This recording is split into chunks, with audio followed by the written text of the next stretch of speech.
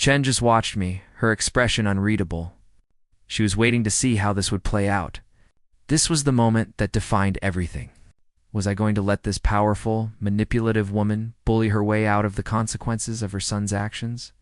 Or was I going to stand my ground?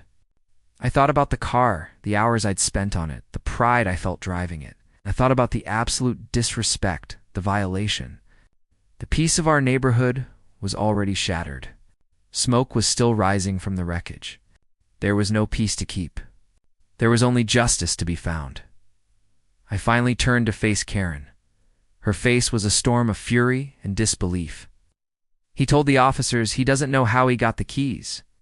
Karen, he's lying to them, and you're enabling it. He's in shock. She shrieked. He doesn't remember.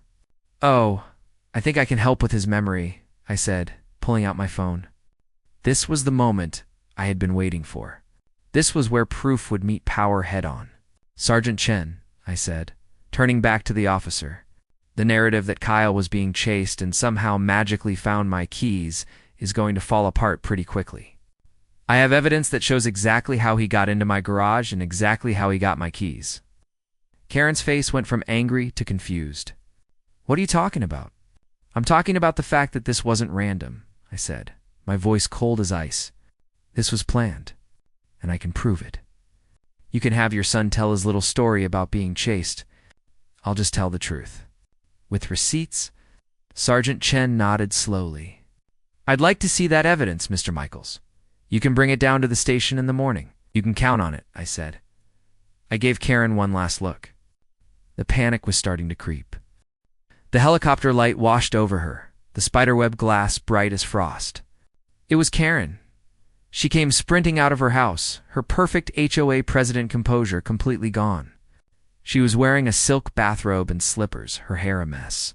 She ran toward the crash scene, her face a mask of pure panic. 2 officers immediately moved to intercept her, holding her back as she fought against them, screaming her son's name. Let me go. He's just a boy. He's hurt. It was the perfect thumbnail for the evening's news report. The wrecked car, the smoking engine, the cops, and the hysterical mother being restrained. It was a moment of pure, unadulterated suburban drama. And there I was, standing on my lawn, watching the destruction of my property and the implosion of my neighbor's life. I didn't feel angry anymore. I didn't feel anything. I was just numb, watching the final pathetic act of a very, very stupid play. The immediate aftermath of the crash was a whirlwind of controlled chaos. Paramedics checked Kyle over.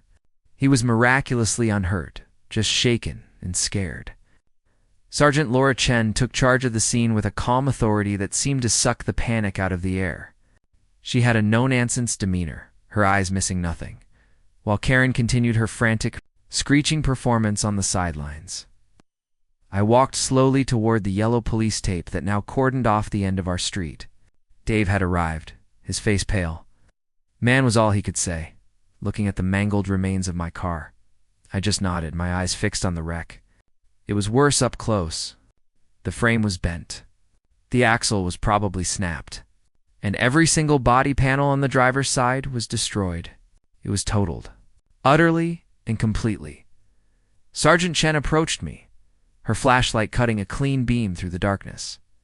Mr. Michaels, I'm Sergeant Chen. I'm sorry about your vehicle.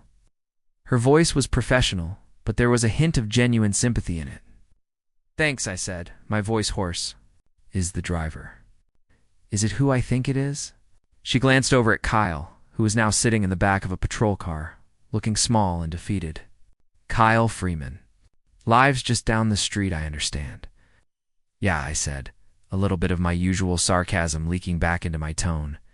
His mother is the HOA president. She thinks my car is an eyesore. Guess it is now. Chen didn't smile, but the corner of her mouth twitched. He's claiming he ran because some people were chasing him. Said he was scared for his life. I let out a short, harsh laugh. Chasing him? From where? My garage? That's a new one. Just then Karen, having been temporarily calmed by an officer, spotted me talking to Chen. She broke free and marched over, her face blotchy and tear-streaked. but the fire was back in her eyes. "You," she spat, pointing a trembling finger at me. "This is your fault. Your death trap. It's too powerful. It's not safe. Why would you press charges against a child?" He was scared. I just looked at her. The sheer audacity of it was breathtaking. She was trying to shift the blame, to paint her son as the victim and me as the villain. This was her power play. Her attempt to control the narrative. This was where I had to decide what mattered more, keeping the peace in the neighborhood or getting justice. My grandpa always said, never start a fight, but always finish it. And this woman was trying to start a fight over the smoking ruins of my car. I turned my full attention to Sergeant Chen, ignoring Karen completely. "Sergeant," I said, my voice low and steady, "I want to press full charges. Grand theft auto, felony evading, reckless driving, whatever you've got. He stole my car from my locked garage and led you on a chase that could have killed someone." Karen gasped, a sound of theatrical outrage. "You can't. He's a minor. He made a mistake." "He made a choice," I countered, still not looking at her. "He chose to enter my property. He chose to steal my car. He chose to drive it at 120 miles per hour through a construction site. Those are choices, not mistakes." The sound was the first thing that hit me. The distant wail of sirens I'd been hearing through the TV and the scanner app suddenly became real, growing from a faint hum into a full-throated, multi-layered scream that echoed off the houses on my quiet suburban street. It was a sound that didn't belong here, a violent intrusion into our world of manicured lawns and sleeping families. I was already on my feet, drawn to the window by some morbid curiosity. Dave was still on the phone, saying something I couldn't process. Sam, you there?" "They're on your street, man." I didn't answer. I was frozen, watching the spectacle unfold. The powerful spotlight from Air One swept across my front yard, turning the night into a surreal, bleached-out day for a split second before it moved on. Locked onto its target? My Challenger. It came roaring down the street, a black missile of desperation. The engine, which usually sounded like a triumphant roar to me, now sounded like an animal in pain. It was moving way too fast for a residential street, a blur of motion under the streetlights. The long, ugly gash on its side was clearly visible, a raw scar reflecting the flashing blue and red lights of the pursuing cruisers. The whole horrifying parade was headed directly for the one landmark on our street, the community park at the end of our street. Our park, with a playground, 2 benches, and a huge ancient oak in the center. A tree that had probably been there for 100 years. The driver must have realized he was trapped. The street was a dead end. There was nowhere else to go. He tried to make the turn into the park loop at the dead end, but he was going too fast. The tires lost their grip on the asphalt. I saw the car go into a sickening, uncontrolled skid. The back end whipped around, and for a moment, the car was moving almost sideways, its headlights cutting a wild arc across the houses.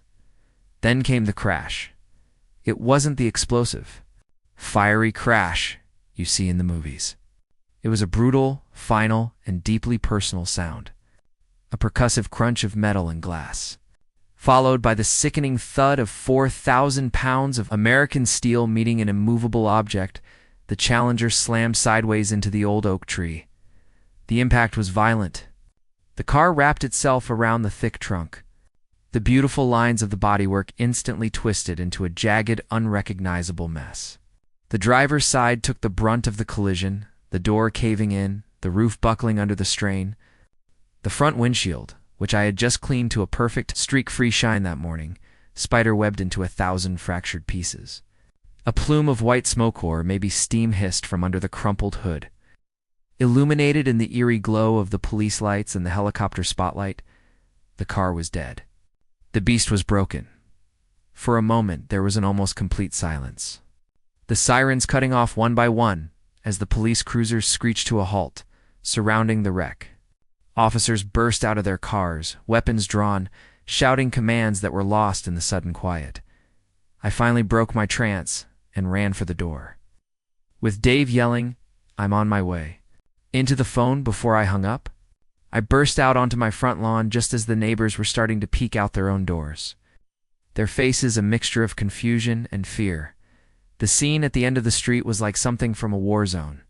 The flashing lights painted everything in strobing shades of red and blue. The air smelled of burnt rubber and leaking fluids. Officers were cautiously approaching the driver's side door, which was jammed shut. They had to wrench it open, and then they pulled the driver out. It was Kyle, Karen Freeman's son. He stumbled out, dazed, small, shaking. Tears streaked his face. I raised my hand like roll call. Yes, I'm pressing charges. Also, new keypad code, not a history lesson this time. He didn't look like a hardened criminal or a daredevil joyrider. He just looked like a stupid, terrified kid who had made a catastrophic mistake. And then another sound cut through the night. A high-pitched, piercing shriek. Kyle. Oh my God, Kyle. That's my son. From the helicopter's perspective, it was a perfect little tableau of incompetence. You could see the cruiser's brake lights glowing furiously. Its nose dipped down from the sudden stop, and the big, dumb news van sitting right in its path like a stalled whale. Phil, realizing his colossal blunder, frantically tried to get out of the way, making a wide, panicked turn that nearly took out a fire hydrant.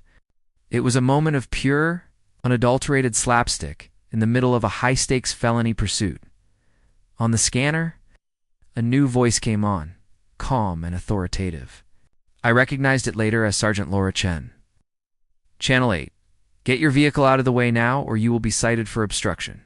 Air 1, Unit 23. Obstructed by media vehicle. Repeat. Obstructed by media. Clear the lane now. Phil's van finally lurched forward and peeled off down another side street, presumably to go find a hole to hide in. Those 2 seconds, however, were all the driver of my car needed. He used the brief disruption to put more distance between himself and the ground units. He was still in the helicopter's spotlight, a lonely black speck racing through the sleeping suburbs. But the immediate pressure was off. I was watching this all unfold on my TV, my phone still pressed to my ear. Did you see that? Dave asked, a note of disbelief in his voice. Phil is the worst. Note to self, never let Phil parallel park near anything I love, I agreed. The absolute worst? A grim smile touched my lips for the first time that night. It was a tiny moment of levity in a sea of stress, but the chase was far from over. The driver seemed to be disoriented. Or maybe he was just panicking because he started making a series of erratic turns. He was no longer heading for the freeway, no longer trying to escape the county. He was looping back toward the center of town, back toward our neighborhood. What is he doing? I muttered, watching the GPS icon on my laptop make a slow, sweeping curve. He's coming back. Control. Be advised. The voice from the scanner crackled. Suspect vehicle is now northbound on Oak Ridge Drive. He appears to be heading back toward the original location. My blood ran cold for the second time that night. He was coming home. The stolen car. The chase. The police. The helicopter. He was bringing it all back to Willow Creek Lane, back to the street where this nightmare began. The sense of violation deepened. It wasn't enough to steal my car. It wasn't enough to wreck it. He had to bring the chaos right back to my doorstep to rub it in my face. To shatter the peace of the entire neighborhood. The news chopper stayed on him. The live feed showing familiar streets and landmarks. I could see the corner store where I bought my coffee. I could see the elementary school my niece attended. And then I saw the turn onto my street. The little icon on my laptop merged with the street I was sitting on. The distant sound of sirens, which had been a faint background noise for the last 20 minutes, was suddenly getting louder. It wasn't just on the TV anymore. It was outside my window. They were here. And the grand finale was about to begin. At the last possible second, he yanked the wheel. The rear end of the Challenger swinging around and missing the rebar by what looked like inches. The helicopter pilot zoomed in, and I could see the raw steel glinting in the spotlight. Close enough to scratch the paint, my knuckles were white from gripping the armrest of my couch. He's out of control, I muttered to myself. Dave was silent on the other end of the phone. Completely captivated, the scanner chattered on. He's heading for the East Gate. cut him off at Miller Road. But there was no cutting him off. The driver floored it, sending a rooster tail of dirt and rocks flying into the air. He was aiming for a narrow gap between a half-finished wall and a massive parked cement truck. It was a space barely wide enough for a compact car, let alone a Challenger. "He's not going to make it," Dave whispered into the phone. "He's not going to make it." I watched, sick to my stomach. The car shot toward the gap. The helicopter camera struggled to keep it in frame. For a split second, I thought he was going to slam hidden into the cement truck's massive rear axle. The truck was a behemoth, a solid wall of steel. A collision would have been catastrophic, but somehow, miraculously, he threaded the needle. The car scraped past. The sound of screeching metal was faintly audible, even over the helicopter's rotors. The camera panned over to the side of the Challenger as it emerged on the other side. A long, ugly gash ran the entire length of the passenger side. A deep wound in the once flawless black paint. I felt it like a physical blow. He had scarred her. He had hurt my car. The rage I felt earlier came roaring back, hotter and stronger than before. This wasn't just a joyride anymore. This was a desecration. And the kid behind the wheel had just signed his own arrest warrant in 100-foot-long skid marks. Emerging from the construction gauntlet, scarred but still moving at an incredible speed, my Challenger burst back onto the paved streets of Tree Cove County. The police cruisers, which had been forced to navigate around the treacherous site, were scrambling to catch up. The helicopter, however, was still locked on. Air One was relentless. The spotlight painted a moving circle of light on the pavement.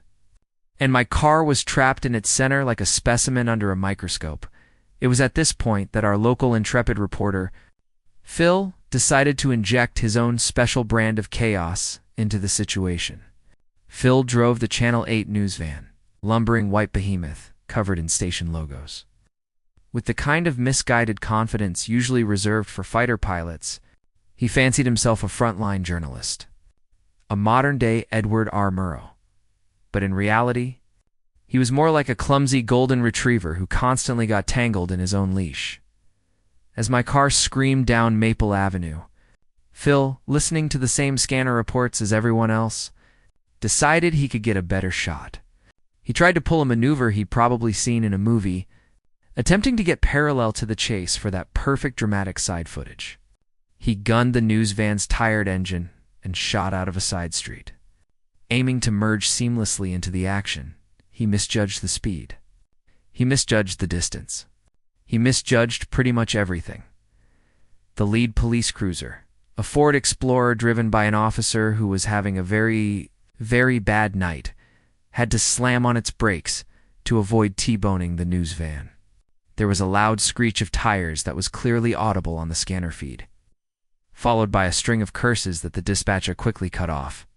For 2 agonizing yet hilarious seconds, the Channel 8 news van completely blocked the lead police car. Phil had managed to do what the suspect hadn't. He'd stopped a cop in his tracks.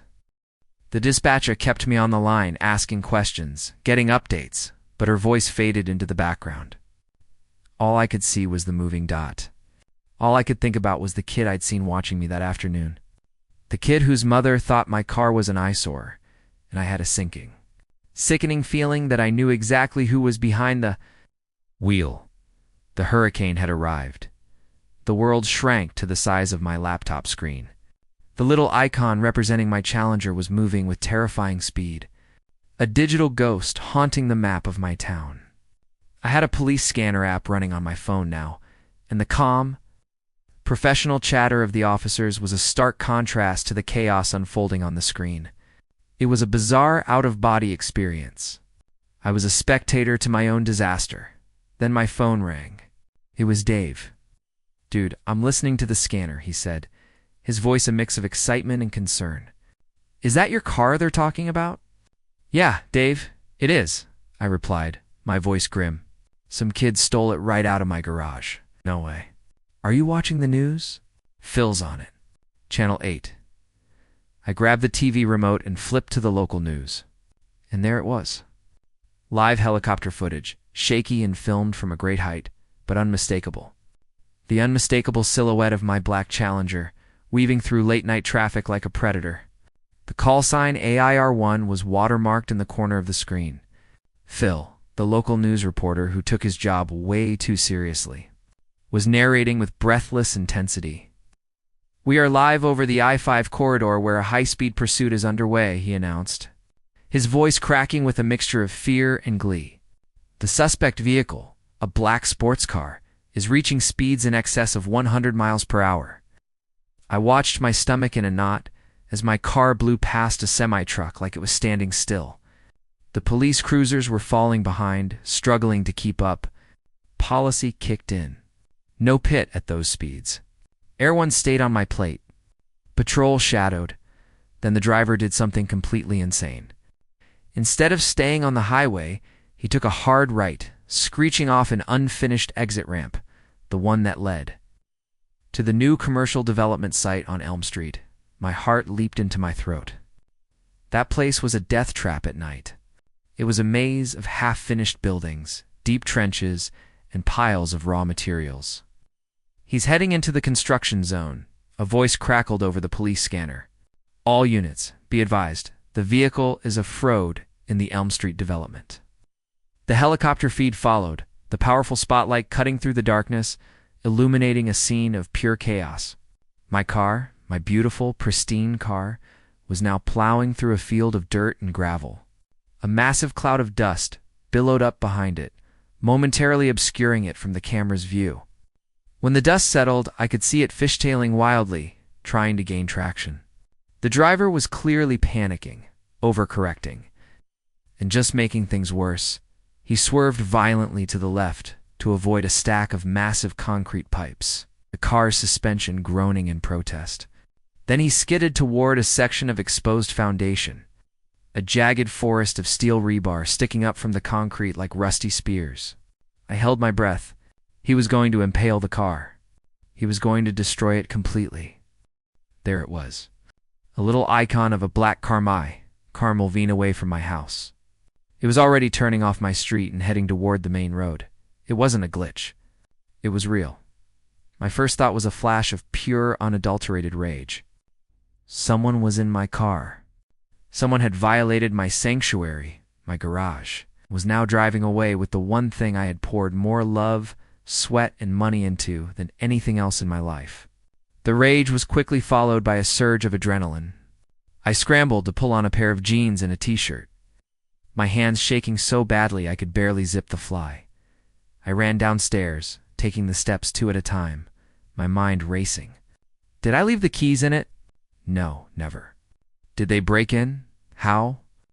The garage was locked. The house was locked. Then the image of me punching in that stupidly simple code flashed in my mind, and the image of Kyle watching me. It couldn't be. Could it? I didn't have time to process it.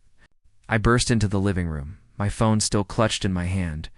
The little car icon was picking up speed, heading west, toward the highway. I had to do something. I had to act now. My fingers flew across the screen, dialing 911.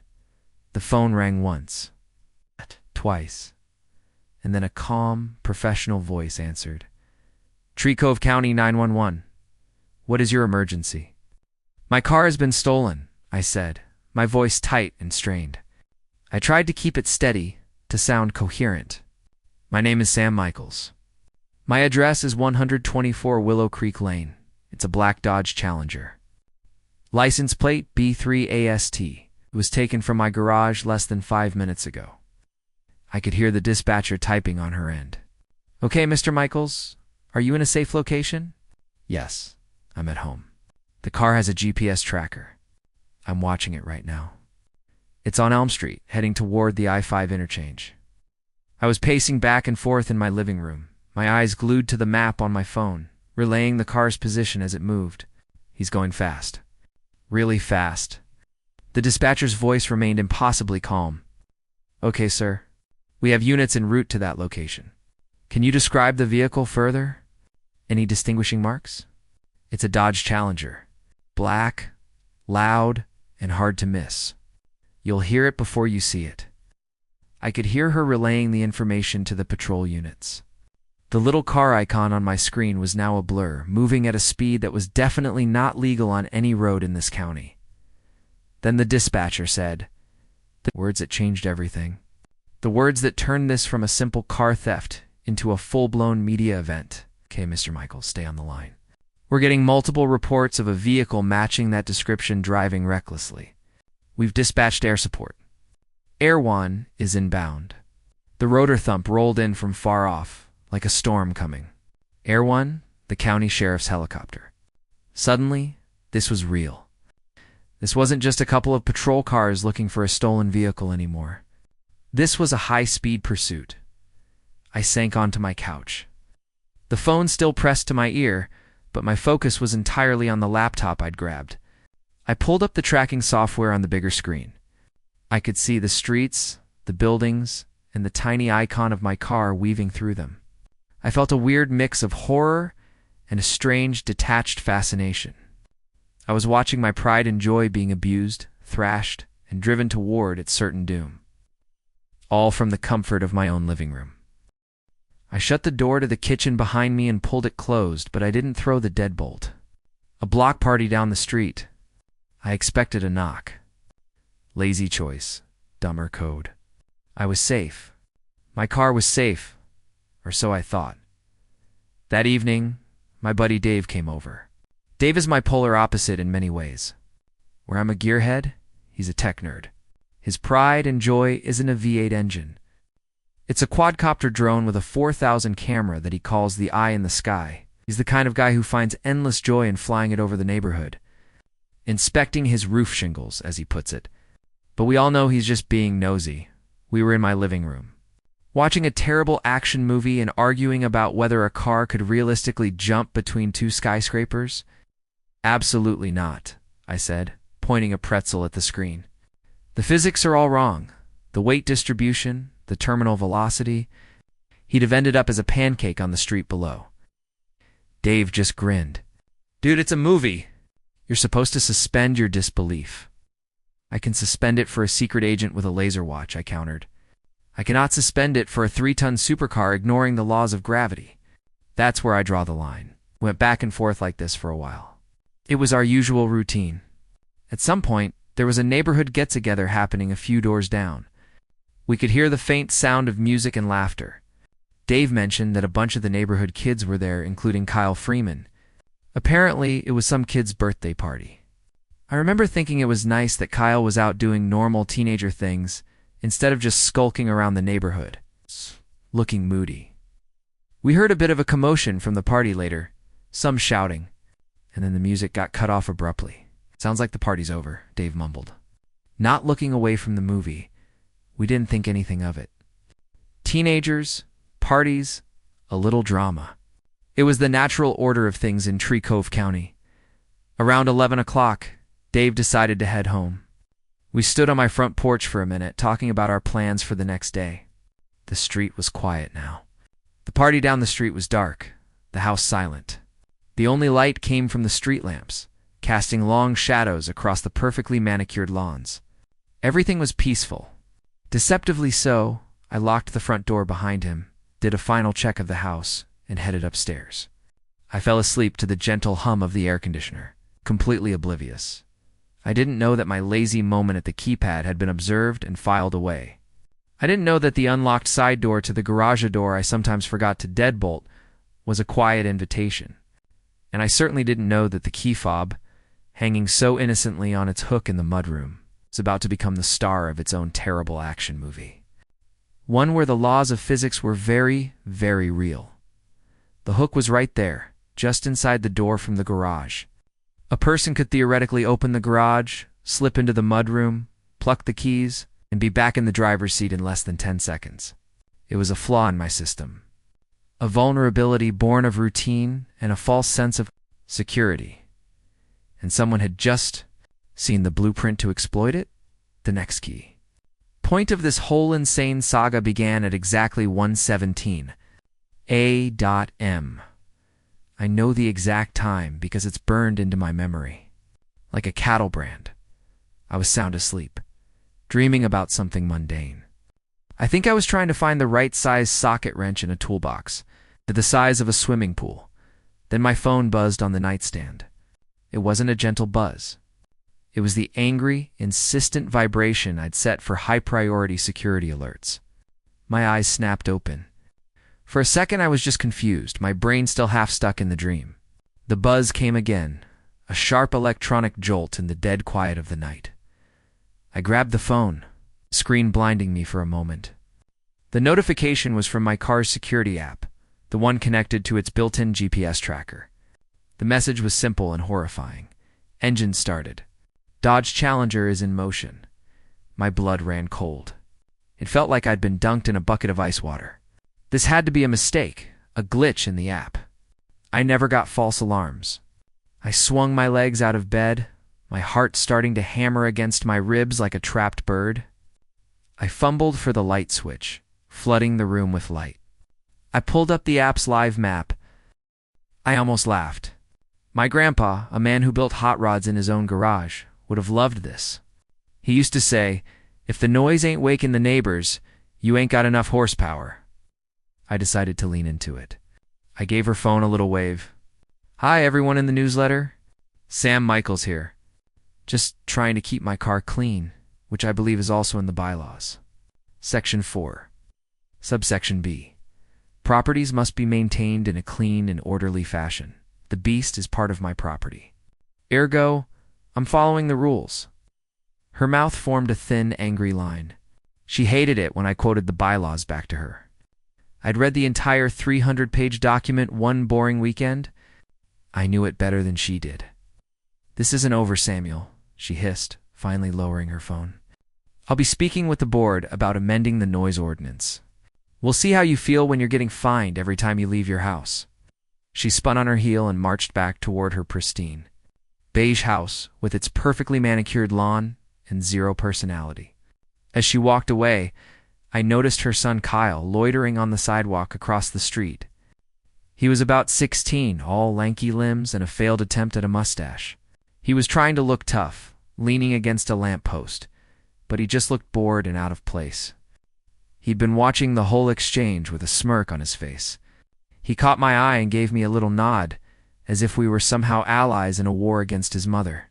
I just shook my head and went back to my car. The water sheeted off the waxed hood, and for a moment, the world was right again. But I had a nagging feeling, the kind of feeling you get when you see a storm cloud on a perfect day.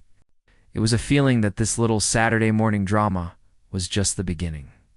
The calm before Karen decided to manufacture a hurricane, after Karen's predictable Saturday morning sermon on the evils of internal combustion engines. I finished detailing the beast. Every inch of her gleamed. The tires were a deep, wet-looking black, and the paint was so glossy you could read the clouds in it. My work was done. My soul was cleansed. I dried my hands on a rag, coiled the hose, and prepared to put my baby to bed. The garage was my sanctuary, organized to a degree that would make a surgeon jealous. Tools hung on a pegboard in perfect order. Fluids were lined up on shelves by type and weight, and the concrete floor was sealed and spotless. I walked over to the keypad on the exterior wall. It was an old, simple model, the kind that probably came with the house. And this is where I made my mistake. It wasn't a big, dramatic, life-altering mistake at the time. It was a tiny little slip of laziness, a moment of convenience that would unravel everything. I glanced across the street. Kyle was still there, now sitting on the curb, pretending to be engrossed in his phone, but I could feel his eyes on me. I didn't think anything of it. He was just a bored teenager. So, without a second thought, I punched in the code, 9120080, sentimental and dumb. Easy to guess if you knew me. It matched my grandpa's old workshop address. A terrible choice.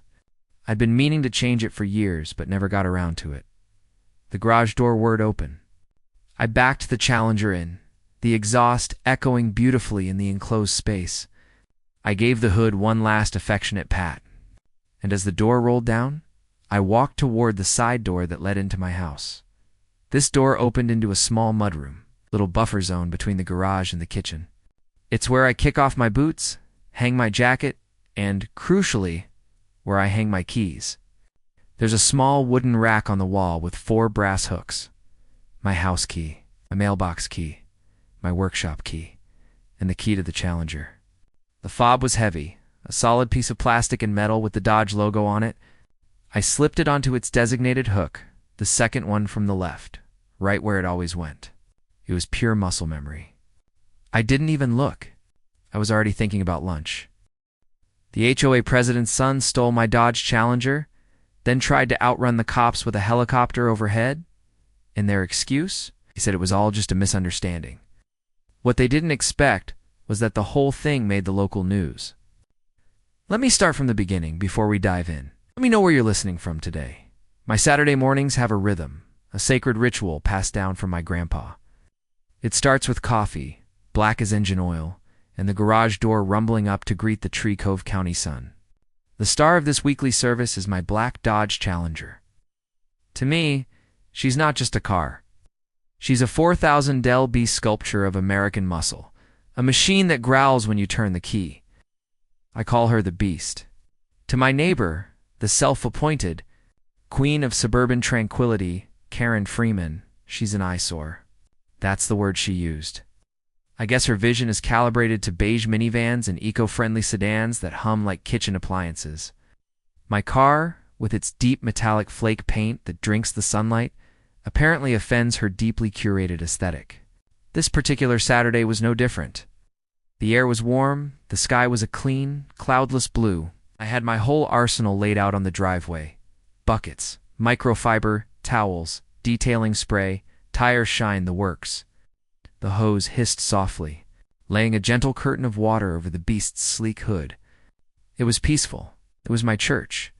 And then the devil showed up, wearing Lululemon and a visor. "Samuel," she started, her voice cutting through the morning calm like a circular saw. I didn't even have to look. You can feel a Karen approaching. The birds stop singing. The air gets a little thinner, and you get an inexplicable urge to check your property lines. I kept my back to her, focusing on rinsing the soap from the driver's side door. "It's Sam, Karen." "Just Sam." I said it without turning, my voice flat. I've learned that giving her an emotional reaction is like chumming the water for a shark. You just get more shark, whatever she sniffed. The sound of a woman who just smelled something unpleasant, which in her world was probably my existence. I'm documenting violations for the Homeowners Association newsletter this morning, and this vehicle is once again parked in the driveway. The bylaws are quite clear, Samuel. The vehicles are to be garaged when not in active use. I finally turned, hose still in hand, and gave her a slow, deliberate look. She had her phone out, holding it up like she was a war correspondent filming a breaking story. The little red light was on. She was recording. Classic. "Karen," I said, letting a small, weary smile touch my lips. "I am actively using it. I'm giving it a bath. See? The water? The bubbles? This is the very definition of active use. Unless the HOA has recently redefined the laws of physics, washing something requires it to be, outside the garage." She narrowed her eyes. Her face was a tight mask of indignation, the kind of expression usually reserved for people who find a fly in their Chardonnay. "It's the noise," she pressed on, like my exhaust owed her rent, panning her phone from my car to my face. "When you start that engine, it rattles the windows in my sunroom. It's disruptive."